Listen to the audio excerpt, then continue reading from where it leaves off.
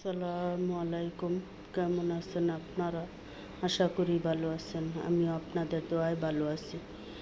তো তেল দিয়ে দিলাম, পেঁয়াজ দিয়ে দিলাম, মশলা দিয়ে দিলাম, দারচিনি এলাচ নেড়ে দিতেছি।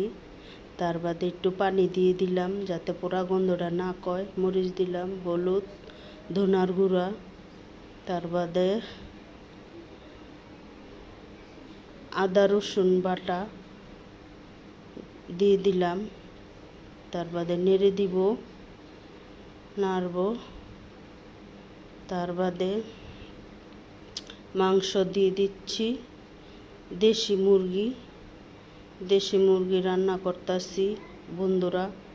ভাবলাম যে আপনাদের সাথে একটু শেয়ার করি। আলু দিয়ে দিলাম, তো নেড়ে দিব, নেড়ে চেড়ে ভালো করে। তার বাদে ঢাকনা দিয়ে ঢেকে দিলাম। তার বাদে আবার নেড়ে দিচ্ছি। তার বাদে পানি দিয়ে দিলাম, পরিমাণ মতন পানি দিয়ে আবারও নেড়ে দিচ্ছি। ঢাকনাটা ঢেকে দিচ্ছি। তার বাদে ঢাকনা উঠেছি, জিরার ফাঁকি দিয়ে দিলাম। তো বন্ধুরা, ভিডিওটা কেমন লাগলো আপনারা শেয়ার করেন। ভালো লাগলে লাইক কমেন্ট শেয়ার করেন। আসসালামু আলাইকুম। আজকের মতো এখানেই শেষ।